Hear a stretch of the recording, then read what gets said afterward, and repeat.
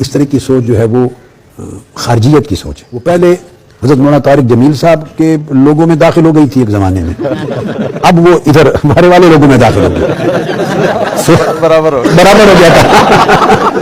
خالق کے ساتھ, مولا کے ساتھ ایسے رہو جیسے مخلوق ہے ہی نہیں. ان کے پاس علم اتنا نہیں ہے کہ وہ علم کی حدود میں بند رہ کر اظہار عقیدت کریں. صوفیاء مسلمان بناتے تھے اور تم آج کافر بناتے ہو. وہ اسلام میں داخل کرتے تھے, تم اچھے بھلے مسلمانوں کو اسلام سے کسی بھی نیت سے سجدہ اللہ کے سوا کسی کو ہے ہی نہیں. آقا علیہ السلام کے لیے بھی جائز نہیں ہے. محبت اور عقیدت کا ہونا اگر جائز ہو تو وہ ایمان کا حصہ ہو جاتا ہے. والدین کا ادب ہے, عقیدت ہے, اساتذہ کی ہے, مشائخ کی, بڑوں کی, بزرگوں کی, اولیاء و صالحین کی, صحابہ کرام, اہل بیت عطا, اوپر درجے چلے جاتے ہیں. نیک لوگ, دین کی تبلیغ کرنے والے, عالم, استاد, یہ سارے درجے میں آتے ہیں. تو یہ ایک حد ہے. اس عقیدت کا اظہار ایک الگ چیز ہے.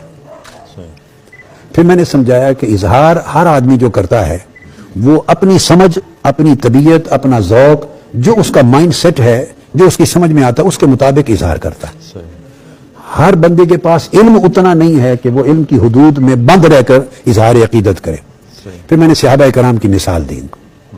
میں نے کہا ایک صحابی آئے آقا علیہ السلام کی بارگاہ میں اور آ کے سجدہ کر دیا, دھڑام گر گئے, سجدہ کر دیا. آقا علیہ السلام نے پوچھا یہ کیوں کیا, منع فرمایا, بعد میں فرما دیا یہ حرام ہے, جائز نہیں ہے. لفظ حرام نہیں ہے مگر شرعن حرام ہے, اس لیے کہہ رہا ہوں. فرمایا انسان کو سجدہ نہیں کر سکتا. اگر میں اجازت دیتا تو بیویوں کو, شوہروں کے لیے اجازت دیتا, اللہ کے سوا کسی کو سجدہ نہیں. دین ہے, اگر کوئی عبادت کی نیت کر لے تو کافر و مشرک ہو جائے گا, اور تعظیم کی نیت کرے تو فاسق ہوگا. یہ حرام ہے. یعنی کسی بھی نیت سے سجدہ اللہ کے سوا کسی کو ہے ہی نہیں. آقا علیہ السلام کے لیے بھی جائز نہیں ہے. تو بس باقی کسی اور کی کیا جواز ہے نا. تو میں نے کہا انہوں نے یہ کر دیا. آقا علیہ السلام نے سنا, انہوں نے کہا وہاں ہم نے دیکھا روم کی سلطنت اپنے بادشاہوں کو سجدے کرتے ہیں, تو ہمارے ہاں آپ سے بڑا بادشاہ کون ہے. اب انہوں نے ایک اظہار عقیدت کیا, مسئلہ معلوم نہیں تھا مگر جو سمجھ میں آیا اظہار کر دیا. اب آقا علیہ السلام کا چونکہ وہ پیغمبر ہیں, ہادی ہیں, انہوں نے روک دیا کہ یہ جائز نہیں ہے, ممنوع ہے میری شریعت. سمجھا دیا. میں نے کہا کسی نے کہا جی میں نے بدلہ لینا ہے, قمیض اوپر کر دیں, تو قمیض اٹھایا تو چوم لیا. سردیوں میں سخت جاڑا, پانی لے کے کھڑے ہو جاتے فجر کے بعد, ہاتھ ڈبو دیں, ہمارے بچے بیمار ہیں, شفا ہو جائے گی. یہ سب عقیدتوں کے مظاہر ہیں. اس طرح کے بہت سے واقعات آپ کو ملیں گے. تو میں ان کو یہ سمجھا رہا تھا کہ یہ ساری چیزیں جن پہ آقا علیہ السلام نے منع نہیں فرمائی وہ جائز کی حد میں آ جاتی ہیں. جس پر منع نہیں وہ جائز ہے. مگر میں نے سمجھایا ہر جائز چیز معیار نہیں ہوتا. اصل یہ بات سمجھیں, یہ میں تمہید لا کے تو اینڈ پہ ہر جائز چیز معیار نہیں ہوتا. میں نے کہا میری طبیعت اور روش یہ ہے اور علم یہ کہتا ہے کہ جائز پر اکتفا نہ کریں, اونچے معیار کی طرف جائیں. جائز کریں گے تو آپ کو گناہ کوئی نہیں, کوئی آپ کو نقد نہیں کر سکتا, تان نہیں کر سکتا اللہ کے ہاں. اور اس جائز میں اگر نیت اچھی ہے تو اجر اور ثواب بھی بن جائے گا. مگر زندگی میں اسوہ جو بنائیں وہ اعلیٰ. پھر میں نے کہا صحابہ کرام میں اگر اس کو فرق کرنا ہو تو خلفائے راشدین کا اسوہ سب سے اعلیٰ.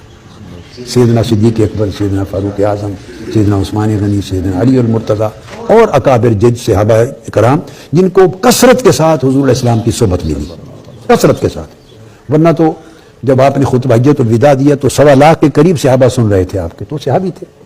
مگر جن کو کثرت کے ساتھ صحبت ملی ان کا فہم اور اس کا درجہ اور تھا.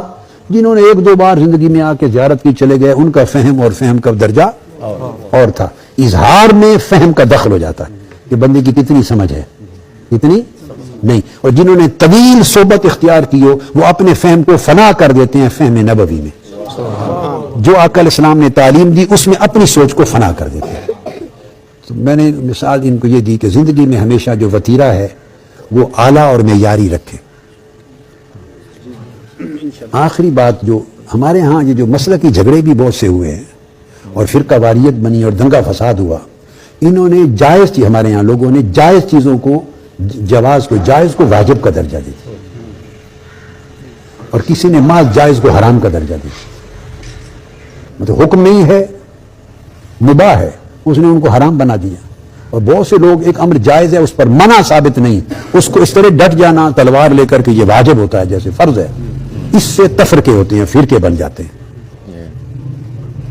بہت سی چیزیں ایسی ہیں ہم کرتے ہیں اپنے ذوق کے مطابق, کبھی کر لیتے ہیں اور کبھی نہیں کرتے، اپنے آپ بطور واجب نہیں سمجھتے. وہ جو نہ کرے گا تو ایسے لوگ وہ کہتے ہیں یہ تو یہ ہو گیا، یہ تو فلاں ہو گیا. یہ تنگ نظری ہے. تو ہمیشہ معیار پہ جائیں اور اعلیٰ طریق پر جائیں. اور آخری بات بیٹے پر اٹھ کے اللہ آپ کو سلامت رکھے. زندگی میں اللہ کے ساتھ اپنے تعلق کو اخلاص پہ رکھیں، اس میں مخلوق کو شامل نہ کریں. کیا کوئی کام اللہ کے لیے جو کام ہے، کوئی کام جو اللہ کے لیے ہے، اس میں مخلوق دور دور تک نظر نہ آئے.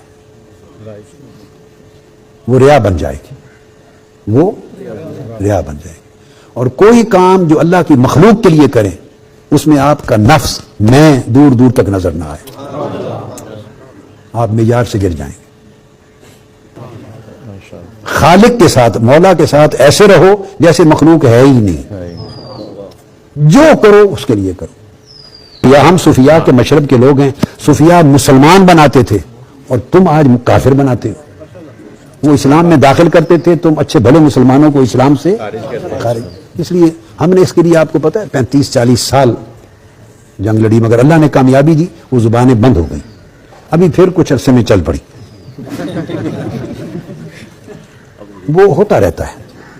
اس طرح کی سوچ جو ہے وہ خارجیت کی سوچ ہے، وہ خارجیت کی سوچ ہے. وہ پہلے حضرت مولانا طارق جمیل صاحب کے لوگوں میں داخل ہو گئی تھی ایک زمانے میں، اب وہ ادھر ہمارے والے لوگوں میں داخل ہو گئی. برابر ہو گیا تھا، کام برابر ہو گیا. مطلب ہے یہ اپروچ خارجیت ہے، خارجیت.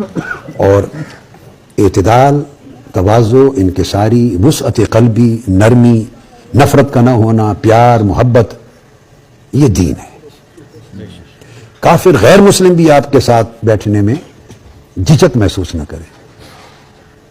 فاسق و فاجر گناہگار بھی آپ کے ساتھ بیٹھنے میں گھبراہٹ محسوس، یعنی دیندار آدمی کوئی دہشت نہ بن جائے اس کے لیے کہ وہ اس پر دہشت طاری ہو جائے. دیندار آدمی کے پاس بیٹھے تو اس کو انس اور فرحت محسوس ہو. یہ اپنے اخلاق میں رکھیں بیٹے. آپ کے اخلاق، اس میں نفرت نہ ہو، گالی گلوچ نہ ہو. ہمیشہ وضو کے ساتھ رہیں. وضو مومن کا بیٹے لباس ہے. وضو مومن کا اس سے 60% نماز کا پڑھنا آسان ہو جاتا ہے، اس سے برکت ملتی ہے. وضو سے رہیں. نماز کی، روزہ کی، عبادات کی اور طاعات کی کبھی غفلت نہ کریں. غفلت شیطان کے داخل ہونے کا دروازہ ہے. میں اپنی زندگی کے معاملات اللہ پہ چھوڑ دوں. یہ میرا توکل کا معنی ہے کہ مولا بندے کی بہتری کو بندے سے زیادہ اچھا جانتا ہے. بیٹے دل کو اتنا خاص کر لیں، خالص، طاہر، ستھرا، اور اخلاق اچھے رکھیں بیٹے.